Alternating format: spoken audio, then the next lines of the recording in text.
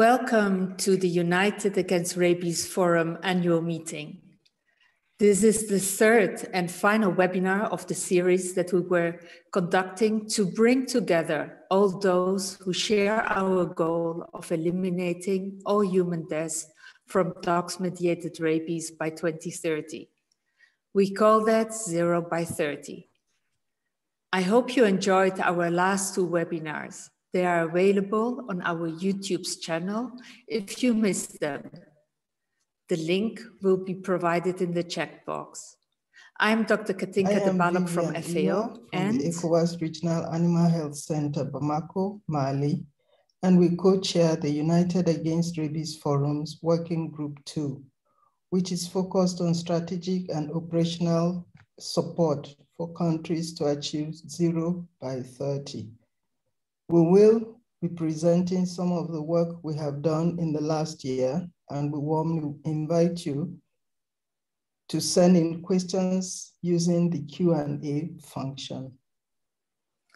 For our first presentation, the Philippines have made good progress towards controlling rabies, and there are many valuable lessons learned from some excellent rabies projects, especially with community engagement.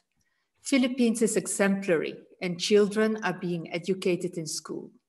It is therefore my pleasure to introduce Dr. Reildrin Morales, officer in charge of the Office of the Director, Bureau of Animal Industry, and he's also the OIE delegate of the Philippines.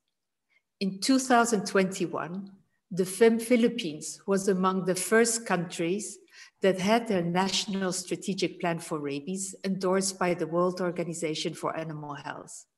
It is my pleasure to share this interview with Dr. Morales, which was recorded previously because of the time differences. So Dr. Morales, can you briefly tell us about the current prevalence of rabies, and has COVID-19 had an impact on the progress made? Hi, Katinka, thank you.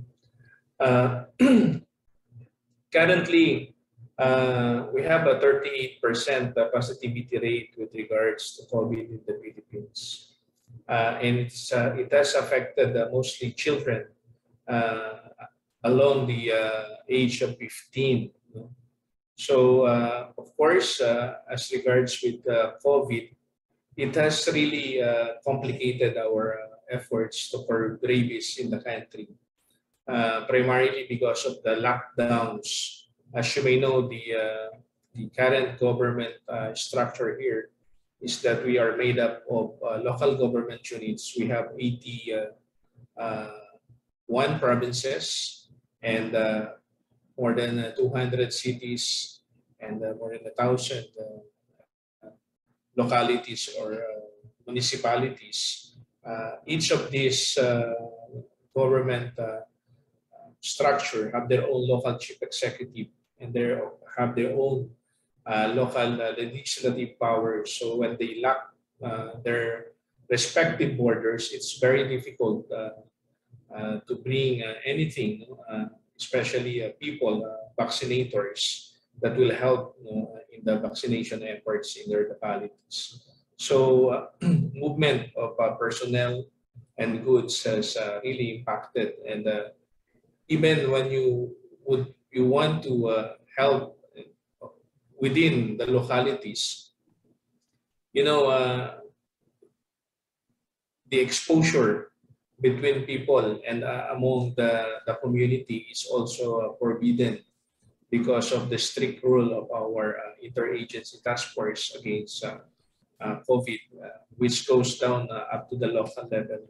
So it's very difficult, and I can say definitively that COVID indeed has complicated, much less make our efforts against rabies more difficult. Yes, thank you very much for that. When we look back at developing the strategic plan, what were actually the main critical steps in successfully developing this national control plan? Can you kindly briefly elaborate on this? Thank you. If I can walk you through, Katinka, on the narrative of our control efforts against rabies. It goes back as far back as the 1980s, when human rabies cases are actually rising during that time. So much so that different agencies actually came together to address the threat of rabies. And later on,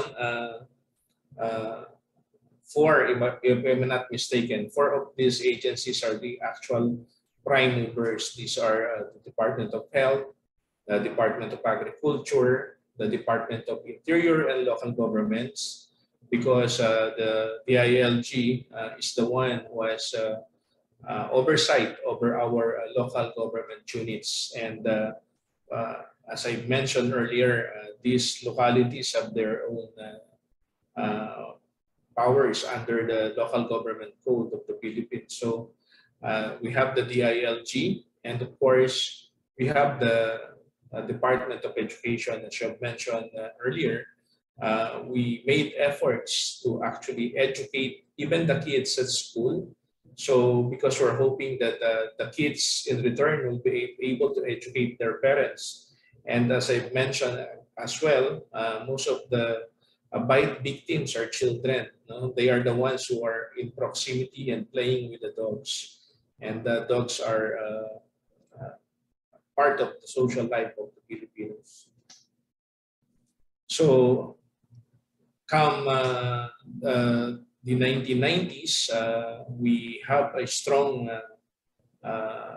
collaboration between the human health and the animal health sector and the other sector. The stakeholders come in, and there are also buy-ins from the local government units.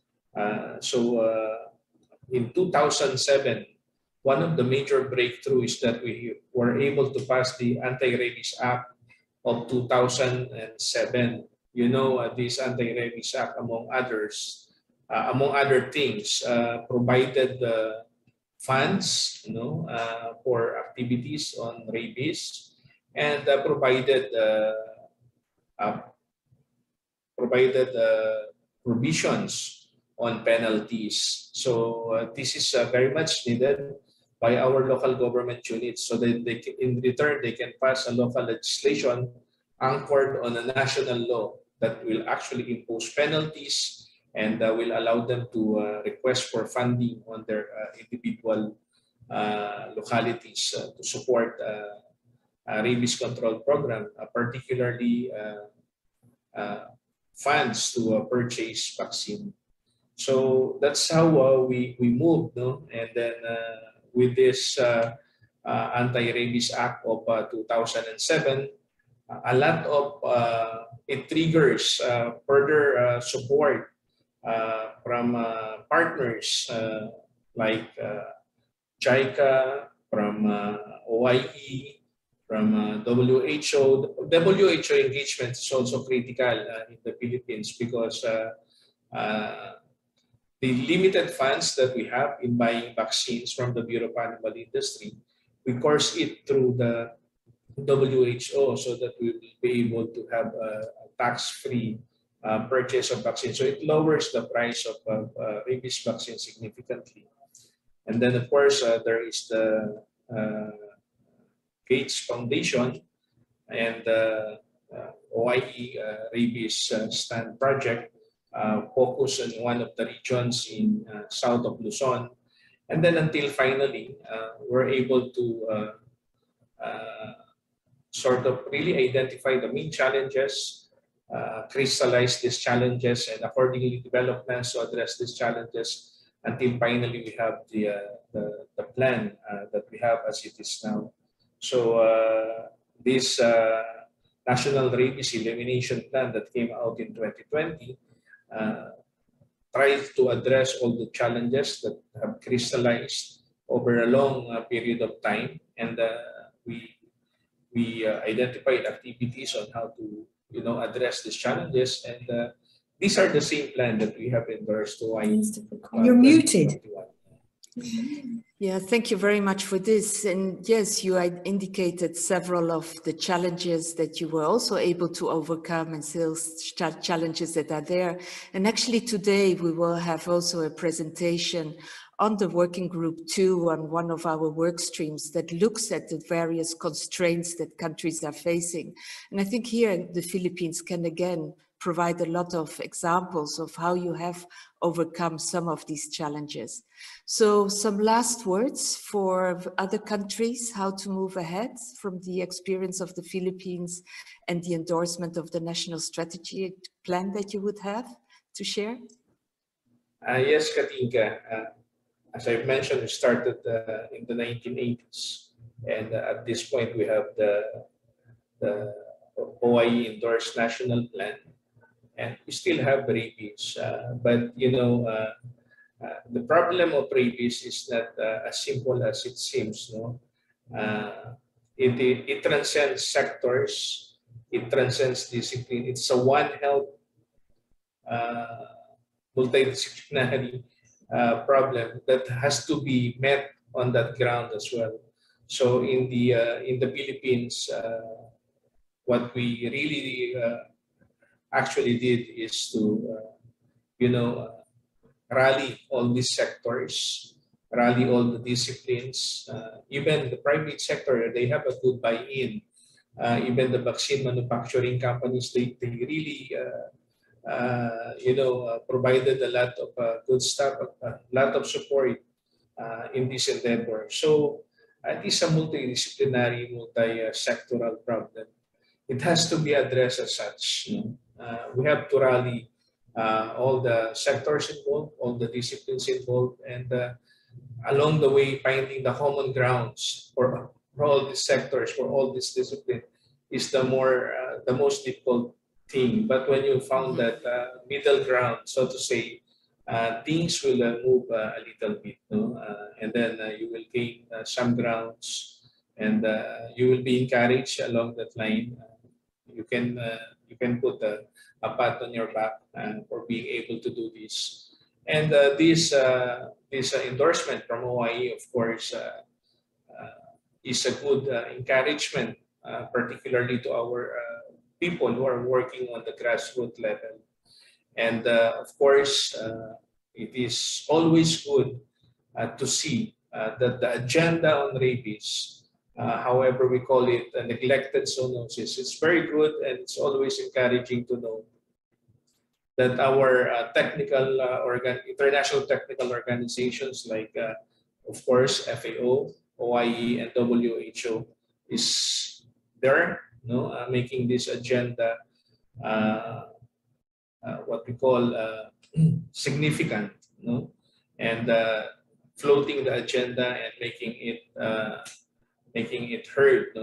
The concern on rabies still heard.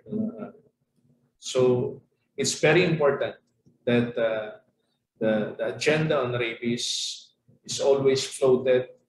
The agenda on rabies is always there. So we have to be as resilient as rabies itself.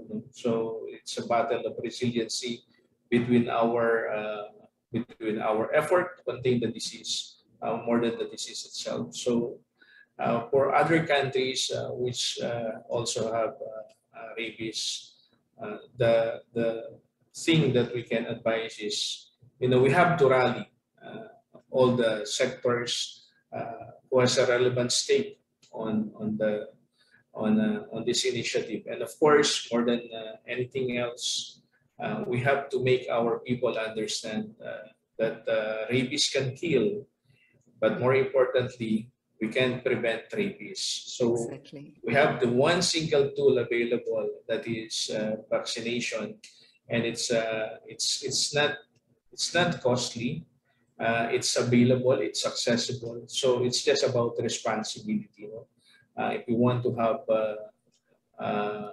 pets or dogs, so we have to be responsible, and more importantly, we must be able to rally the support of the government and the stakeholders to really put investment.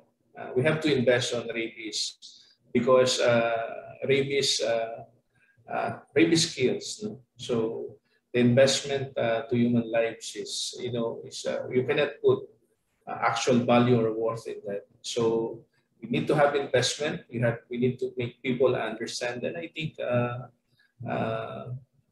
if you are able to do all these things together, you will be able to make one concrete step after the other, and we will see a development, and that will be the start. Thank you. Thank you very much. Thank you very much to Dr. Morales from the Philippines, and many thanks for providing a lot of very useful insights for us all. I now would like to hand over to Dr. Marija Popovic, who will outline OIE's endorsement process for national rabies control plans. Please feel free to put any questions into the question and answer part, and she will try to answer them in the chat or at the end of this part of the session. So over to you, Marija, please. Many thanks, dear Katinka. First of all, I'm very pleased to be here with all of you. As you have heard, Philippines are one of the first countries having an OIE endorsement of its official control program for the application for an OIE endorsement of official control program. We will start with the objective. What is the objective of this program? The objective is for countries to progressively improve the situation in their territories and eventually be able to make a self-declaration of a country or zone free from dog-mediated rabies. It is important to know before applying that this program should be applicable to the entire country, even if a zonal approach would be taken.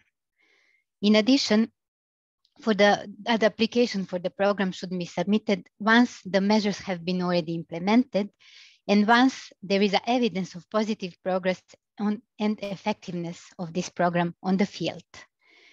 What are the benefits of having an OIE endorsed official control program for dog-mediated rabies? From one side, there are benefits at global level. The first one is contribution to the global strategic plan.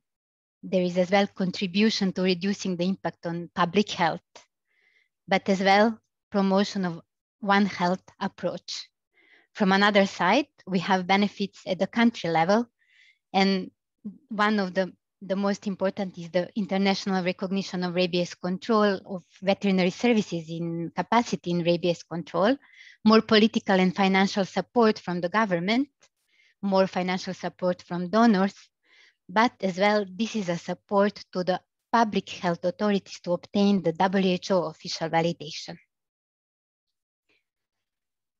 What are the main guidelines about how to apply for this program? First of all, this is a voluntary procedure. So any country can apply for this program once it is ready. It is ready, that is, to apply for it. The submission should be done in accordance with the standard operating procedure that you can find on the OIE website. There is a link just below where all information is available. It should be following the requirements of the terrestrial code and should be based on the model of the relevant questionnaire available on the OIE website. Here is the link, as I have said. I would take this opportunity, and the OIE as well, to invite you to be our ambassadors in advocating the procedure for OIE endorsement of official control program of dog-mediated rabies. I will finish my presentation with the email address that you can contact should you have any question after this webinar regarding our program for dog-mediated rabies. I would like to give you floor back now to Katinka. And please, as already mentioned, do not hesitate to raise any question you would have using the Q&A feature in Zoom. Many thanks for your time and thank you for your attention. Over you to Katinka and Vivian. Thank you. Thank you very much, Marija, for this very informative presentation. I would like for the next session to pass it over to Vivian. Vivian, over to you, please. Thank you, Katinka and Marija. We're now going to start by looking at roadmaps and some technical guidance, tools, and resources to support countries to progress towards eliminating dog-mediated rabies. Presented by Dr. Coetzer from the Global Alliance for Rabies Control, known as GARC. Dr. Coetzer has recorded his presentation for us today, but is online and available to answer any questions using the Q&A function. Good day, and thank you for the opportunity to present on the roadmap that has been developed by members of the Second Technical Working Group. This roadmap is being developed to not only support countries in their efforts to reach freedom from dog-mediated rabies, but also aims to unite many of the deliverables that are being developed by the United Against Rabies working groups. When we look at the Global Strategic Plan, we see that the global target of 0 by 30 relies on a country-centric approach. This means that each country needs to lead their own rabies elimination efforts, and these efforts can then in turn be offered strategic support by interested parties such as the regional networks, rabies-specific networks that have been established, and the global community at large. In support of this, the roadmap offers countries a mechanism to progress their rabies control efforts while also clearly showcasing avenues where the external support can contribute towards those efforts. The roadmap consists of 2 elements, which we will look at in more detail today. Before we do that, it's important to understand that the roadmap centers around the use of the stepwise approach towards rabies elimination, or SARE. While many of you will already be familiar with the SARE, I want to highlight that it is a monitoring and evaluation framework that enables countries to undertake a self-assessment of their rabies control efforts before developing a country-specific work plan. As such, by using the SARE, countries can monitor their progress towards rabies elimination and also gain access to the most relevant tools and resources that have been made available by the international community. This brings me back to the 2 work streams that are captured in the roadmap as presented here. In terms of monitoring progress, the roadmap relies on the SARE to determine a country's overall capacity to control rabies by looking at the strengths and weaknesses of the rabies control program. This is summarized as an overarching capacity or progress point along the roadmap. Thereafter, the SARE provides countries with the information and guidance that is required to progress those efforts and develop the capacity through the implementation of programmatic activities and disease intervention efforts. This is a graphic interpretation of how the roadmap will monitor progress towards rabies elimination at the country level. In essence, countries will determine their current capacity using the SARE assessment before developing or updating the unique work plan so that they can action the necessary activities. Through repeated SARE assessments and the programmatic implementation that scales up incrementally, countries will increase their capacity and progress along this roadmap towards rabies elimination. The key here is that progress can be demonstrated and measured in a comparable manner, ensuring that countries maintain momentum towards rabies elimination. In addition to measuring progress towards rabies elimination, the roadmap will also function as a mechanism that links countries with the most relevant tools and resources that have been made available by the international community, including many of the tools discussed in the previous webinars in this series and some that will even be discussed today. Upon completing the SARE, a work plan is automatically developed with suggested objectives, expected outcomes, key performance indicators, and timeframes for every activity that can then be customized and adapted to make the document country-centric. In the future, the work plan will be adapted to also link the users to the most relevant support tools for each activity in the work plan. For example, this will include direct links to the most relevant resources developed by the international community, to the relevant section of the Rabies toolmart that Sean Shadamy and the other workstream members presented on during the previous webinar, or to other deliverables such as the National Strategic Plan template that will be presented on next. This ensures that countries have an actionable work plan that can easily be updated while also having access to specific tools and resources that can help them implement the activities effectively. In summary, the roadmap is not another tool in the rabies realm, but instead provides countries with one possible way of aligning their efforts with the global strategic plan while also effectively implementing rabies control activities with the support of the international community. Thank you to all the people that have contributed towards the development of the roadmap itself, specifically the workstream members listed here. With that, I would like to end my talk and give the floor back to the chair of this meeting.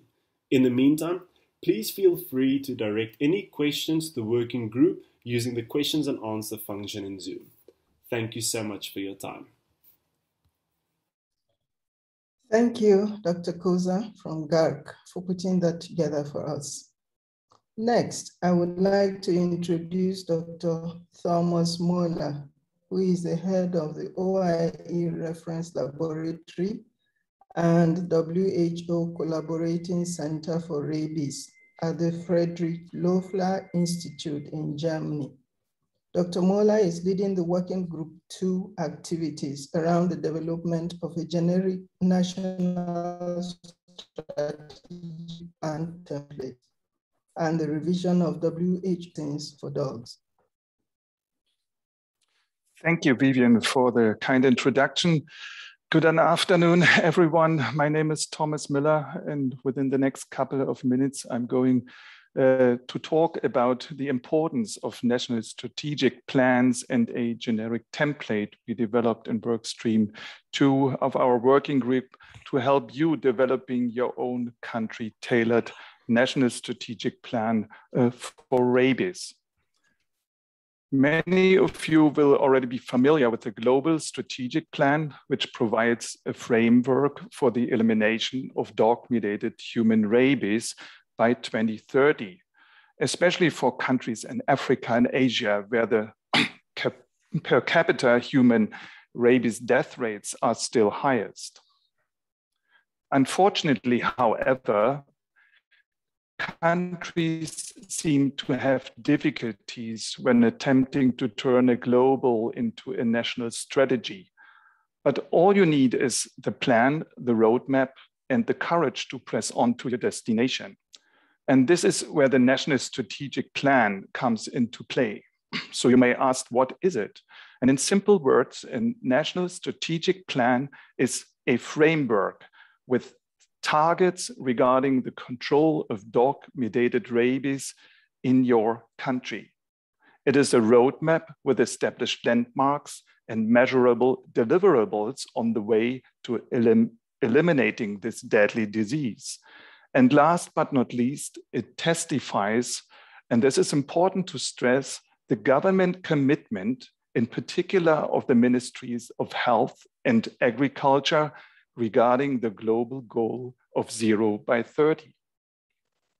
All beginnings are difficult, that's for sure.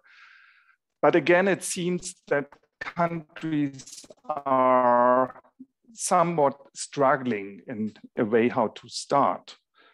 So there were many countries requesting guidance and assistance in developing a national strategic plan. And so as a response to these countries' requests, we set out in developing a generic template. And by doing so, we took advantage of a number of other guidance documents and toolkits in developing this generic template and to tailor it specifically to rabies prevention and control.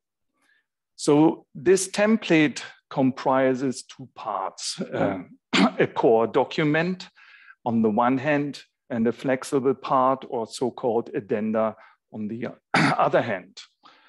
While the core document covers the targets and the agreed program implementation strategy, the flexible part lays out the detailed budget plan and the detailed action plan, including measurable deliverables, as well as monitoring and evaluation steps for the next 5 years. So there are clear user instructions that will give you ideas how to fill all the sections with useful information and country-tailored data. There are also sample text for goals and objectives. You can simply copy and paste or modify as you see fit. And last but not least, we provided example tables for a concise presentation of essential data. So the idea is to link this generic template with the stepwise approach to rabies elimination toolkit, as well as with the mind map you heard of a couple of minutes ago, and that was developed by Andre Coetzer in workstream number 1. So at the present, we are in the test finalized and will now be sent out to rabies endemic countries upon request. And in fact, we have already reached out to a number of countries that are part of the Pan-African Rabies Control Network. So the idea is also to make this a living document that will be available on the official website of the United Against Rabies Forum, and that will be regularly updated. So sometimes little things can make a big difference. So now we have provided assistance, we have provided guidance in form of this generic template, and now it is up to you to bring it to life. And with this slide, I would like to thank you for your attention and say many thanks to my workstream team members, the United Against Rabies Forum Steering Group, and the other working groups. Thank you so much. Thank you very much, Thomas.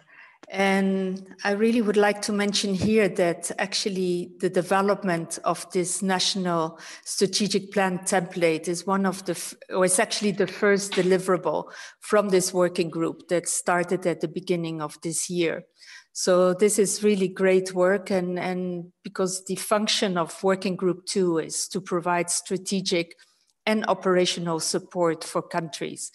I see there are some questions in the chat. I would like to invite Marija, Andre, and Thomas. Please, I don't have really physical chairs here, but please join me. And I'm looking at, there are some questions that have already been answered. There's one question regarding the contacts of the various working group members.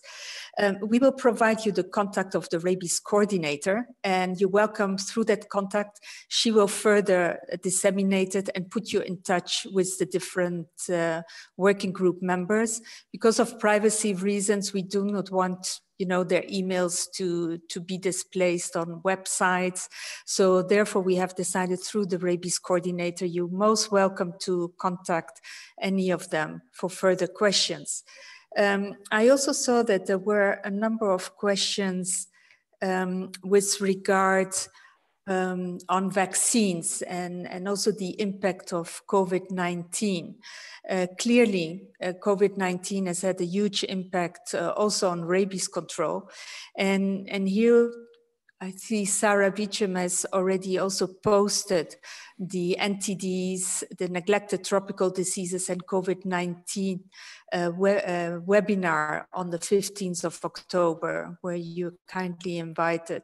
And Deborah Nadal has made an excellent work. She has published an article on this very recently.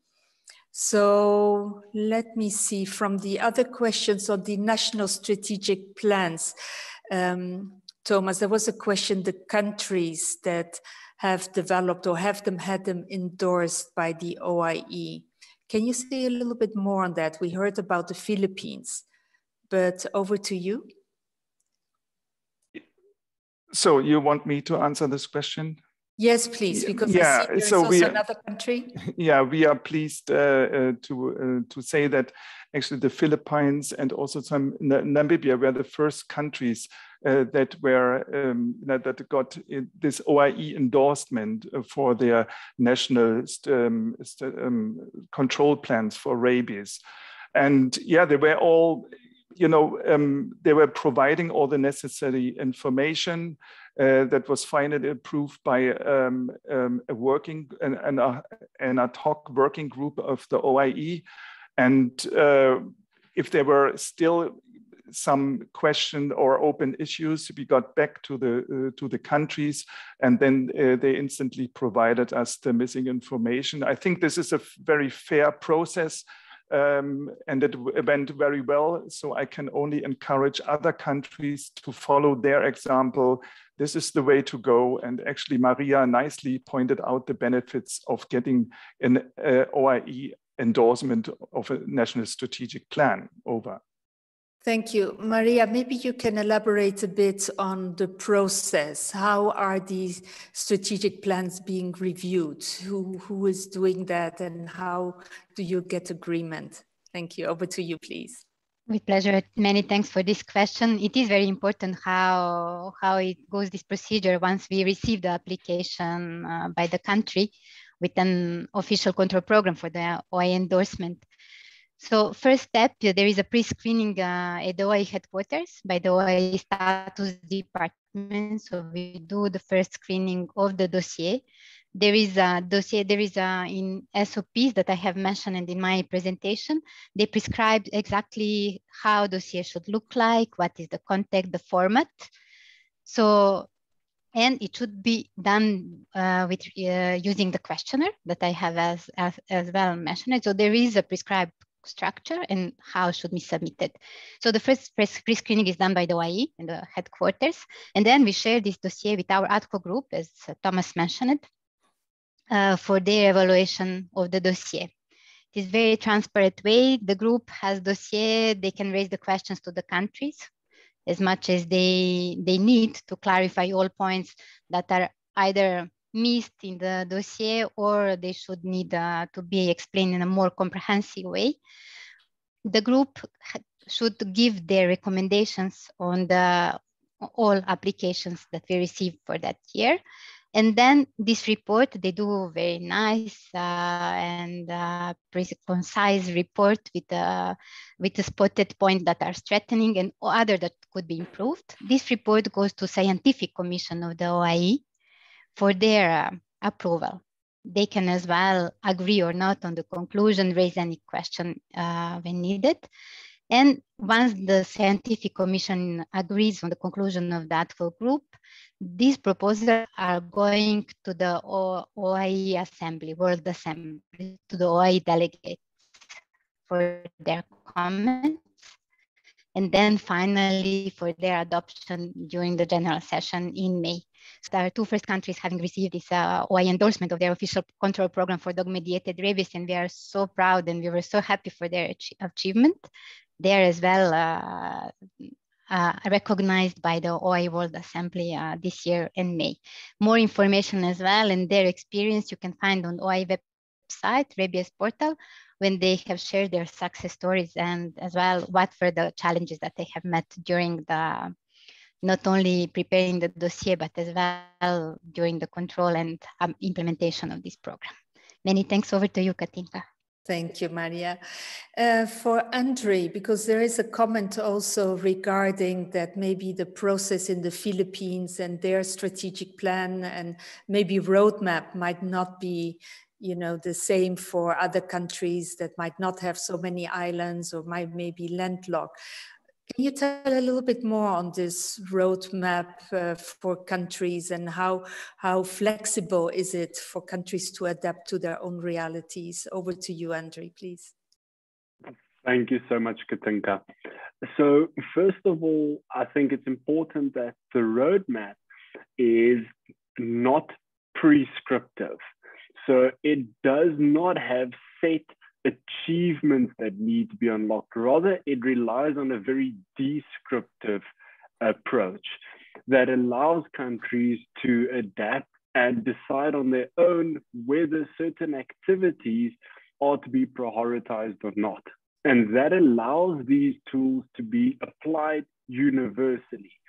And in fact, the stepwise approach towards rabies elimination, which is the central point of this roadmap, has been successfully used in more than 45 rabies endemic countries.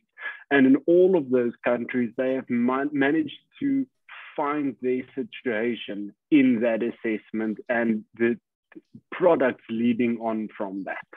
Thank you so much. Thank you, Andre. Now, and I see also in the chat now the question, like in Colombia, where now bat rabies is more an issue. But if we think that Latin America has managed so far where they are now, because they managed to control dog-mediated rabies, where most of the human cases were due to dog-mediated rabies. So in first instance, the United Against Rabies is looking more at dog-mediated rabies. So because we see that most of the dog bites worldwide, and especially in Africa and Asia, where still most of the human cases are, it's due to transmission through dog bites. So therefore, the United Against Rabies currently is focusing on this, and this is also the goal from 0 by 30. But certainly it's not to be neglected the importance also of wildlife. And if we think Central Asia, and also in some countries, like for example, Sri Lanka, there have been cases in jackals where rabies has been found. But certainly, you know, we need to prioritize our scarce resources. So that's why we're currently focusing on dog-mediated rabies. There was also a question on the National Strategic Plan, if it's only in English or if it has been translated. Thomas, do you want to say a few words of that and where they can access it? Over to you. Yeah, thank you. The document is actually already available upon request, that's for sure. And it can be downloaded as soon as the official website of the United Against Rabies Forum is alive. And we are also considering to get this translated into French and maybe also other main languages. Over. Okay, thank you very much. So yes, so other languages that will be for the future. We're also looking for countries that are interested in piloting and using the National Strategic Plan, because we're always looking for feedback. If you have any comments on this template, you know, we're always very much interested to make our products as practical as possible. So please come forward if your country is interested to use it. I see at the moment, I'm just checking if there are any other questions. If not, I will continue now with, well, first of all, thank you very much, the three of you, for your excellent presentations and for answering the questions. And still in the chat, please, you know, feel free to address the questions to Marija, Thomas, Andres. Thank you so much. So let me now pass over to the next section. So for the next speaker, first I would like to introduce Dr. Anna Fahrion, who is based at the Institute of International Animal Health and One Health at the Friedrich-Loeffler Institute in Germany. And Dr. Fahrion is currently leading the Constraints work stream of Working Group 2. In other words, it's identifying the challenges that prevent countries from successfully progressing towards 0 by 30. So over to you, Anna. Thank you. Yes, thank you very much, Katinka. Good morning, good evening, good afternoon, wherever you are. My name is Anna Fahrion, and I'm happy to present you the work and some results of our work stream on main constraints on the way towards rabies elimination. Next, please. So these are the members of the work stream. Our definition of constraints is that on one hand, main measures to eliminate dog-mediated rabies are known and they work. Nevertheless, the road is rocky and progress is sometimes slow or stagnating. So I guess nearly everyone among you could immediately list some reasons for this. Next, please. And our objective is to get a comprehensive overview of these constraints, to investigate more in depth. What are the most important hurdles and for whom? Are these dependent on factors like geography, or level of progress with rabies elimination already achieved, recognize. And with the gains insights, facilitate the identification of solutions then. For these reasons, we have planned packages of work, and the results of these should, of course, be accessible to the public. Next. And I would like to show you some of the results of the ongoing work, where you can also get involved too. The first thing we did to get an overview was a review of the literature. Next. And for this literature overview, we asked the United Against Rabies Forum Working Group members for their input. Key references in books, grey literature, and peer-reviewed publications that they would cite to describe the main constraints to dog rabies elimination. On top, then, we did a scoping review with keywords in the PubMed literature database. And in the end, we analyzed 88 publications, many of them describing various of these constraints. These are all summarized in a literature database, which is a big file that I won't share with you now. It contains more than 120 constraints. So to facilitate the overview of these, we put headings over these constraints and came up with a list of a dozen categories. Next, please. And overviewing this list of constraints categories, it will look familiar to you. We have constraints associated with a low visibility. This includes the views and awareness on rabies of a society as a whole, the advocacy through diverse stakeholders, and linked to these factors, the political will to act. An associated category are lacks in public knowledge and education. Barriers can also lie in existing or the non-existence of legal frameworks around rabies. Lacking coordination and guidance can hamper the implementation of rabies programs. Barriers can lie in weak reporting mechanisms and surveillance systems. This also includes difficulties with diagnostics. Much of this can be caused generally by weak veterinary or general public health systems. Challenges more directly linked to dog vaccination and around dog populations are certainly a big topic too. And insufficient consideration of the One Health approach to link up the sectors can be a challenge, as well as the potential difficulties around post-exposure prophylaxis availability and uptake. And there are other challenges that did not come up with such a high frequency in the literature, such as transboundary transmission, wildlife reservoirs, social cultural aspects, international coordination, and also others. Now, you may wonder why the issue of resources and financing doesn't turn up here at all. Of course, we have found this funding issue mainly as the main challenge in a big majority of the articles. None of these constraints categories can really be separated from this big underlying constraint, so that we characterized it here as a subject on its own. And so does the United Against Rabies Forum actually. A whole working group has just started working to look into finding solutions for resources and funding, and this great and very necessary work will be without fail directly linked to our work. Next, please. Because now comes the next step. So far, the literature database and the constraints categories is just an overview. We have invented nothing new here. What we have done is to underpin this list of constraints with the base of evidence. But from the constraints that we found, if we could identify the most pressing ones and probably even differentiate between regions, or for example, SARE assessment score, this would be helpful to channel funding in the right directions, but also to direct in general the support the working group can provide. And now you can all help us with providing that guidance, because I would like you all to participate in a quick poll now to see live if we can find priorities in this group. We have 3 short scoping questions here, and your answers can lead us to focus on our next step, one of our next steps that will be a bigger survey. Could we then please launch the first poll question? So for those that are streaming this presentation later, unfortunately, you will not be able to see the questions and answer options here, so I will read them out. For those who are online now, I see it's already happening. You are already voting, answer the poll question.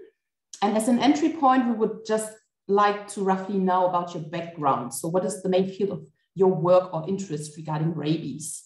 Are you from the animal health field? Are you from human public health? both human and animal health, environment, or any other sector. So I'm just waiting for a little bit more of participation. Everyone should see these poll questions popping up and can just hit their answer inside. So we have nearly 60% now of all the auditors participating, which is great. And I'm just seeing a tendency that we have mainly animal health, but also human public health purely is about 15%. And then both human and animal health is also one of the answers. Not so much from environmental or completely different sectors. Okay, thanks. Then I will finish this question, and please show us the next question.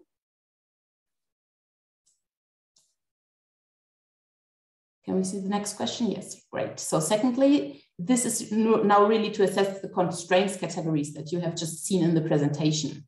You can select up to 3, please, that seem to you the most pressing and most important constraints in your country or in your area.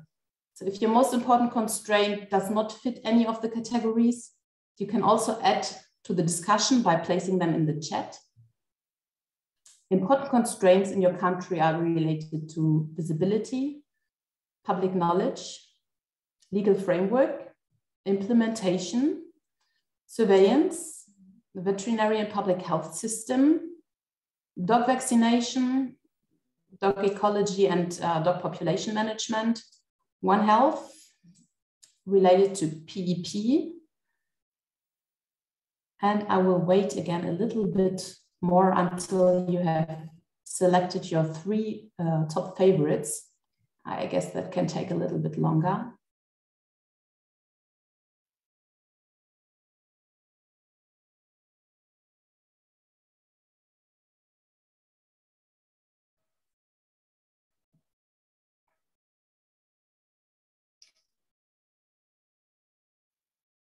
So now I'm waiting again until we are up to probably 60%. That's going to happen in a few seconds,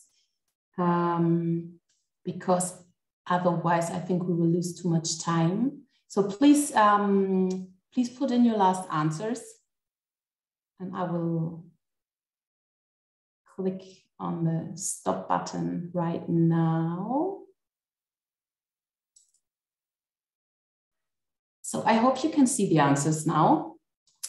We have a top 1, which is the public knowledge. We have also, I would say, if we added the dog-centered questions, the dog vaccination and the dog ecology and dog population management, then we would have a peak here as well. And we have, but we have some answers with all the questions coming up. Really interesting. So I guess also because we are from so different contexts, these answers are, we have some tops, but they are quite broadly, broadly distributed, the answers. Could we launch the next question then, please? So that's going to be the last one. Beyond those ranking constraints, what would you do to improve the constraints themes that you just selected? Please select just one answer that seems to be most important to you. So would you point them out to your policymakers, strengthen them in the national rabies strategy, organize better technical guidance and support with respect to these very important constraints, or would you do something else? I'm just waiting a few seconds again.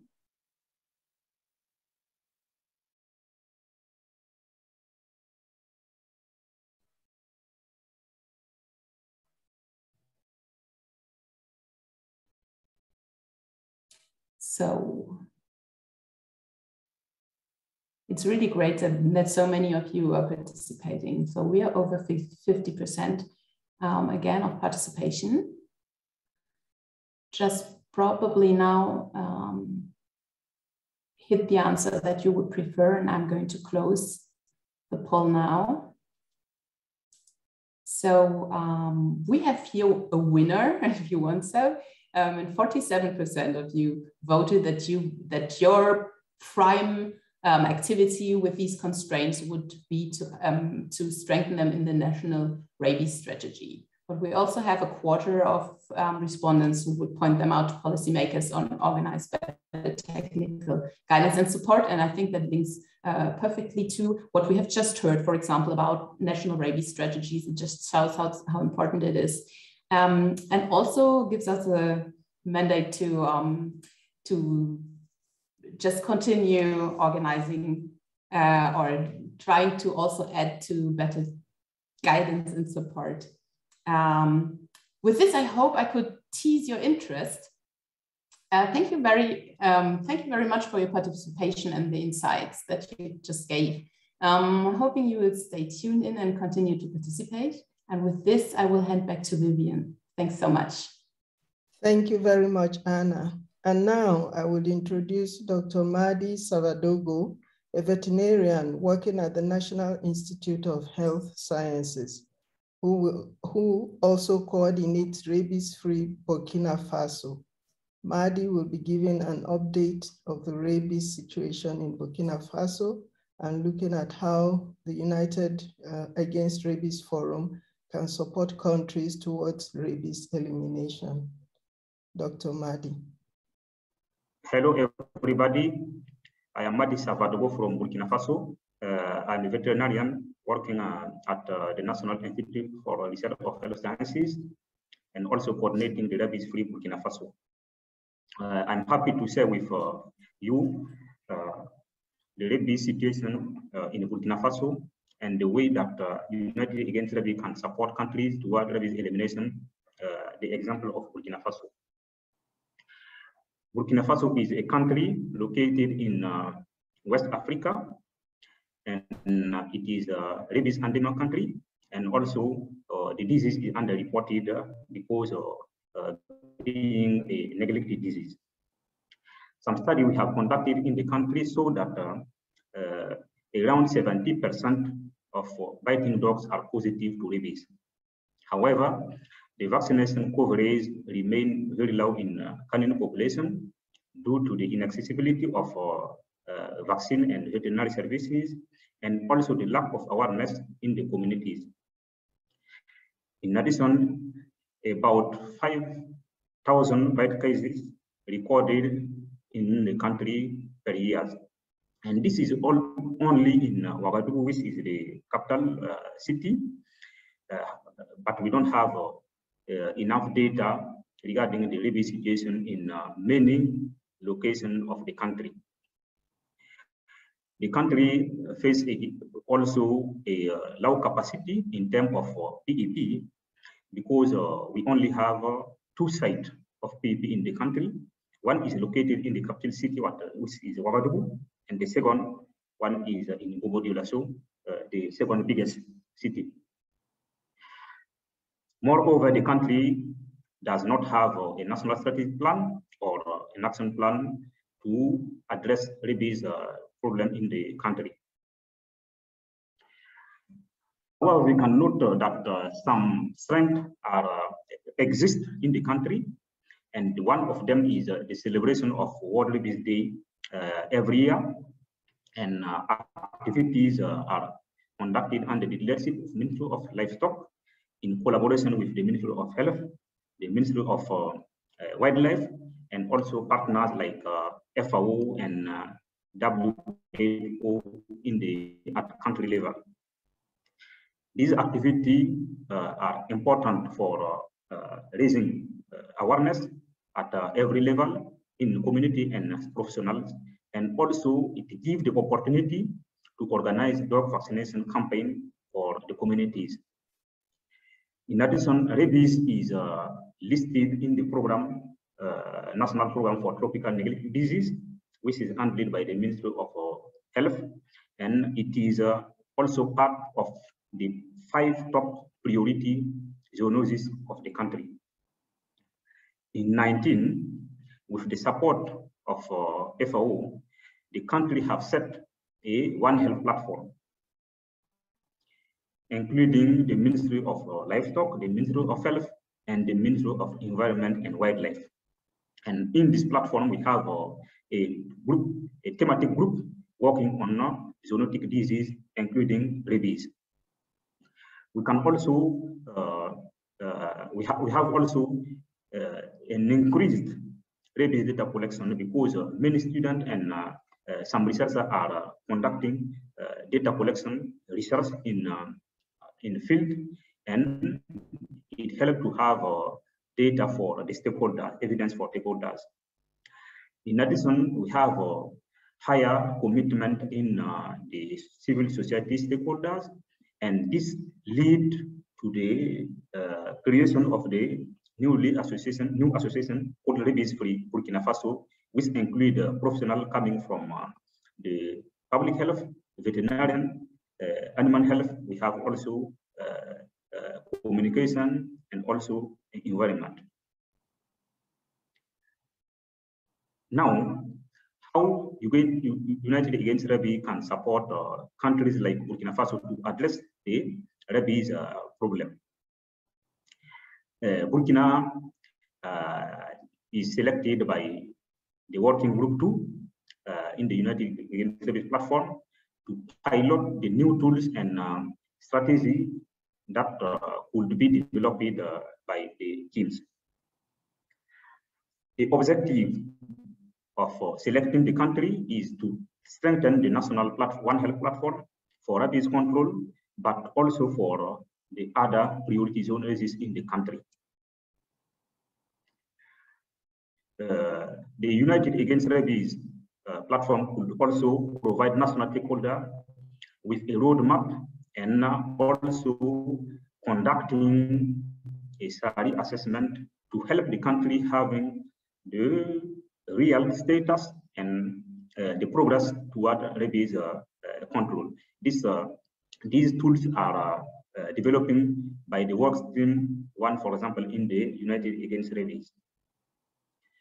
And we think also it is necessary to support the country in developing a national strategic plan, and also monitoring and evaluation tools and action plans. And those tools are developing by, for example, by the work stream 2 and the work stream 4 in the United Against Rabies. In terms of awareness and capacity development, it will be good to increase public awareness and also high-level engagement at the top level.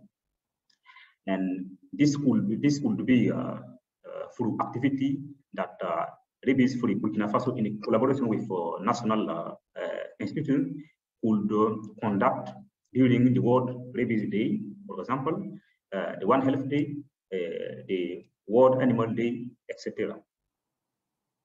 It is also important to develop One Health training for the professionals from animal health, from human health and wildlife, and other professionals to strengthen the collaboration between stakeholders.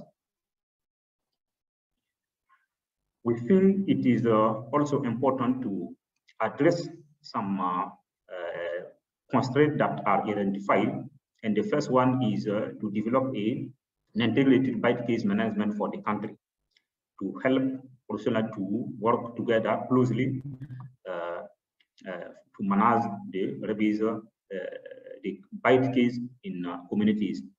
It is also important to have a system for accurate rabies data collection.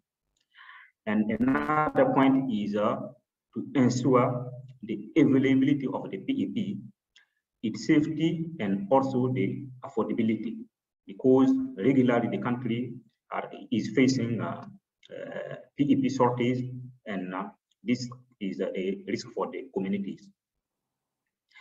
We think that United Against Rabies can also support the country organizing mass dog vaccination to improve the vaccination coverage as it's still low in the country. And this activity is also important if we go through assessing the canine population to see how the vaccination coverage progress in the country. So I thank you for your kind attention, and your question or additional comment are welcome. Thank you. Okay, thank you very much, Madi, for this presentation. And clearly, Burkina Faso is one of the countries that is part of the working group too, and you're representing the country where actually there is a lot of scope for activities to be developed.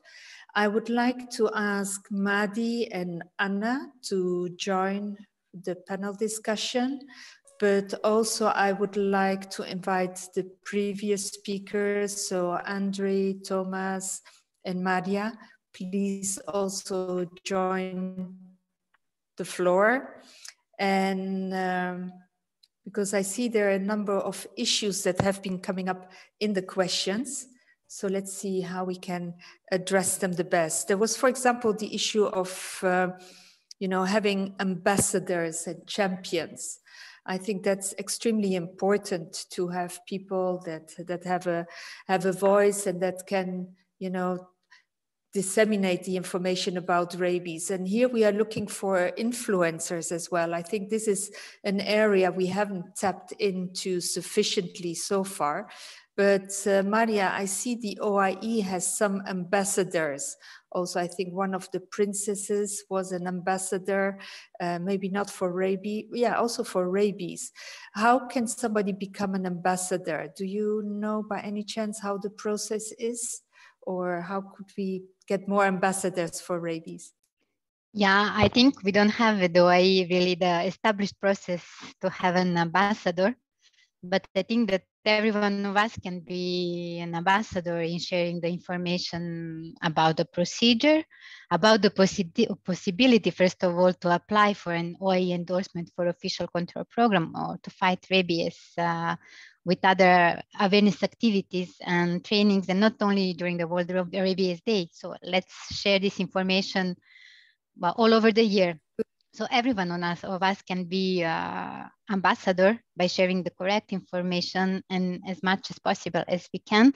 And we think as well that having an OIE endorsement of official control program for dog-mediated rabies as well could be a way to encourage more, even in the country after having this OIE endorsement, to invite more political support and more financial support to invest in the control of rabies and its prevention when possible.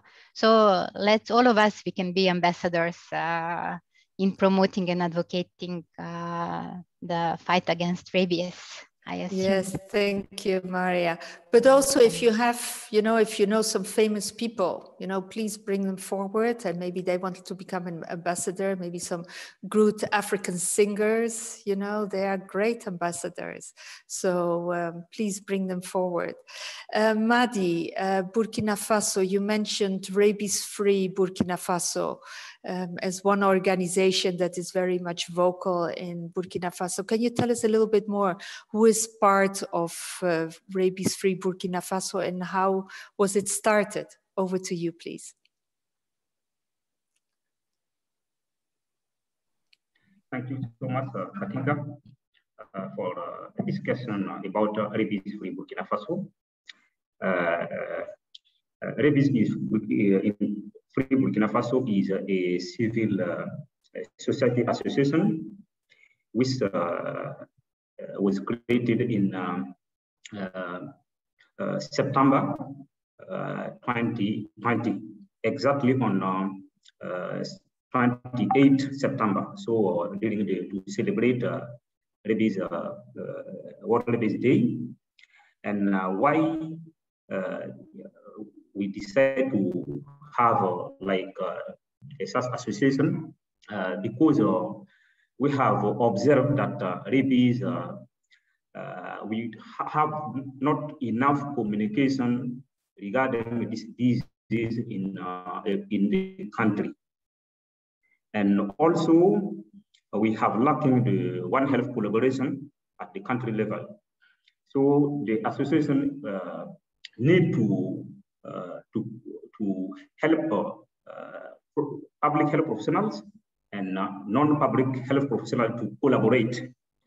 So it is at the professional level and community level.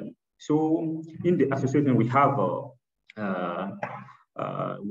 disciplines like veterinary, we have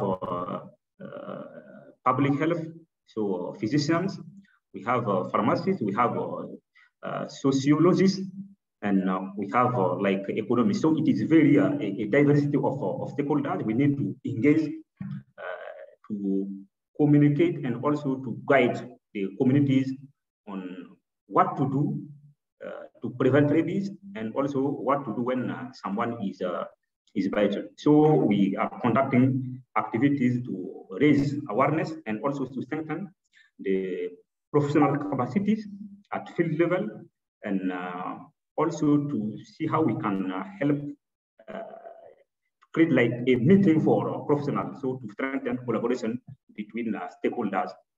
Yeah, this is what I can say about rabies-free Burkina Faso, of which I am the coordinator, and we have a steering committee which include professionals coming from diversity of disciplines. Thank you, Katinka. Thank you, Madi. Thank you very much. And hopefully also other countries will take this as an example. Also the civil society that can organize and work jointly and support the government in implementing rabies control activities. Thank you so much for that.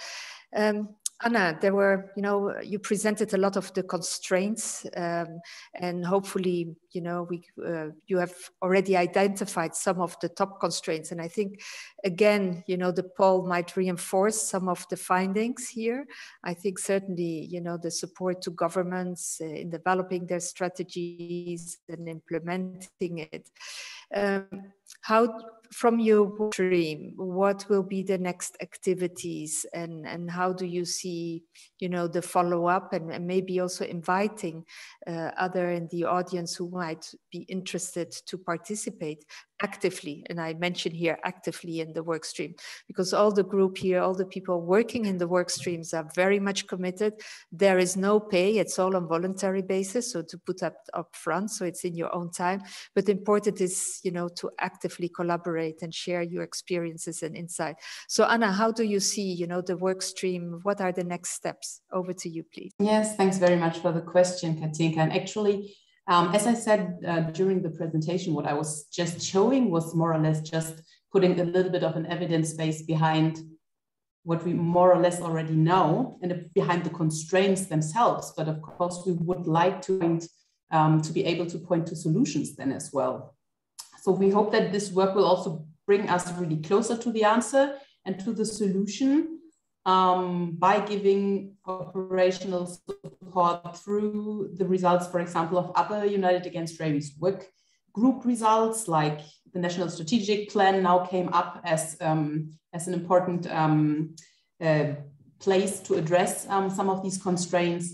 Also, the tools that are being assembled by Working Group 1, and the roadmap, of course, which Andre just presented, and which I imagine which could probably become like a one-stop shop where countries in different stages of their rabies elimination could just go and see, depending on the constraints, that there are their major constraints, what tools are out there, what steps could be recommended, even though, of course, it is up to the countries in the end to find their way that fits their context.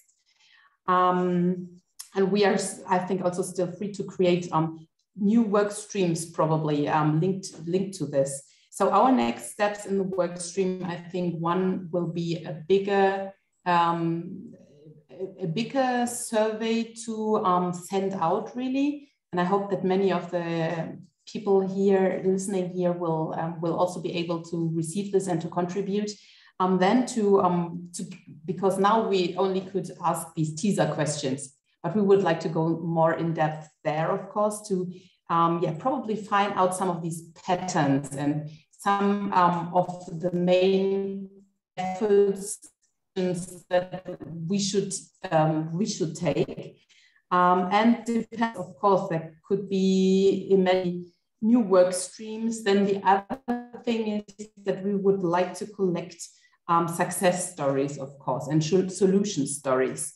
That I imagine it as an assembly of having videos, publications, but also interviews. It can be different formats, and also not necessarily we need to record and do all these things. They are already out there. We have some links. We already have some great websites who are displaying that sort of stories. And of course, I would invite everyone who has seen a constraint there and said to himself, oh, but we already found a solution for this and that, to send this in to us, and probably also offer to work more with us to get that story really out in the public. Everything should, of course, be public. Yes, and I think so there are many ways and many places where people out there who feel they could contribute something are more than welcome to get in touch with us. Okay, thank you very much.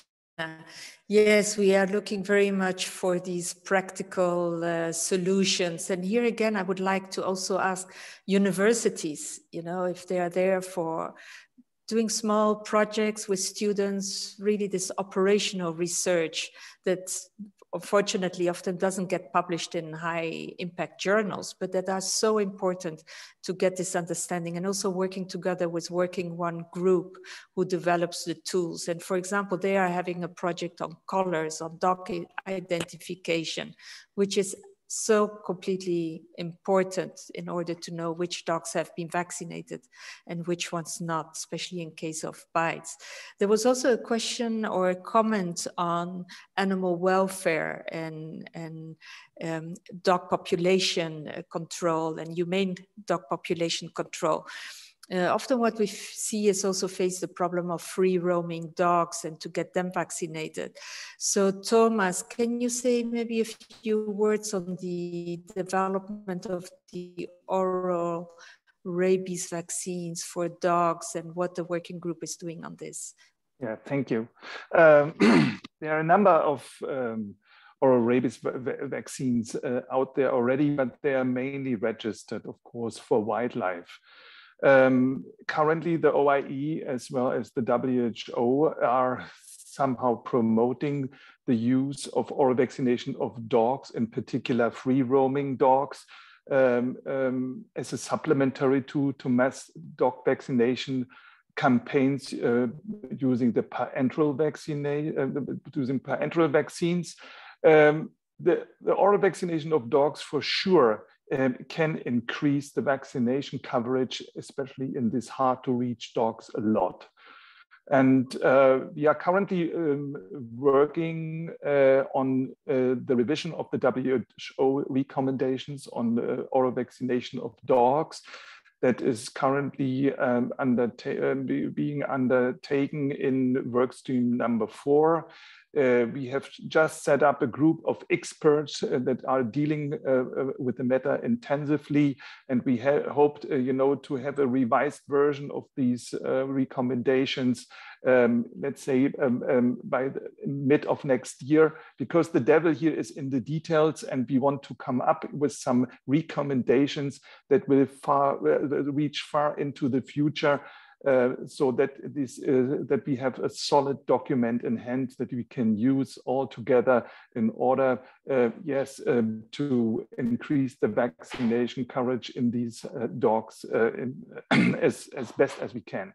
Over. Okay, thank you very much. And this is also a very important work stream that has started up recently. We have already a number of members who are working on this. Andre, just last question, because I think we almost need to move and time has gone so fast. On awareness creation, I think GARC will be a few words on the introduction of the video, what it is about. So thank you so much, Katinka. In the very first webinar of this 3-webinar series, we had put together a video that highlighted the importance and the role of World Rabies Day, not only in raising the profile of the disease, but also in celebrating what the community takes every year in support of these efforts to eliminate rabies. And the video for today is essentially a celebration of this year's World Rabies Day and all of the work that has happened around the world, and not just in dog vaccination, but also in education, in awareness creation. So this video is a very, very quick celebration of the people that are fighting rabies at the community level. It has to be said that we know that there are so many activities every year that are not registered on the Rabies Day website. And we cannot promote that work. We cannot celebrate those stories. So even this video is probably showing a drawing, and we encourage people that have World Rabies Day events to register them on the website so that they can be promoted and shared with the international community. But thank you so much, Katinka. Okay, thank you, Andre. And just to mention here also, Working Group 3 recently was established, and Working Group 3 will be looking more at advocacy as well as financing and funding. So this working group will be looking also at alternative funding and also how governments possibly could engage in assuring funding for the rabies control activities. I see Leopoldo Estol put a call in for those interested to see also discuss dog bites. And as also mentioned by Patrick Bastiansen, often there is confusion about rabies cases. Sometimes in some countries, these are actually dog bites. They're not always necessarily rabies cases. So it's also important for surveillance for countries to have, clearly indicate what the information, their surveillance information, what does it entail? So, yeah, I think we have had a very rich discussion. So I really would like to thank all the speakers, all the presenters, and also to my co-chair, Vivian. I think it's time now to this webinar and this meeting of the United Against Rabies Forum. It's the last of three episode webinar, let's say, Season 2, so Season 3 will come. Season 1 was last year when we launched it, so using Netflix jargon. So we really hope to be able to meet in person next year, but please stay in touch if you want to find out more. And if you missed anything, we will post recordings of these webinars on our YouTube channel. Search for United Against Rabies so you can watch it or share it with others. Contact details will appear at the end of this webinar, so do grab a pen, please. I also would like to thank all that have been helping in the technical side and with this webinar, with the organization of it, for the excellent work and support. But before we go, let's take a look at some of the highlights from World Rabies Day, all the great work that is taking place around the world. So thank you, everyone, and goodbye. Bye.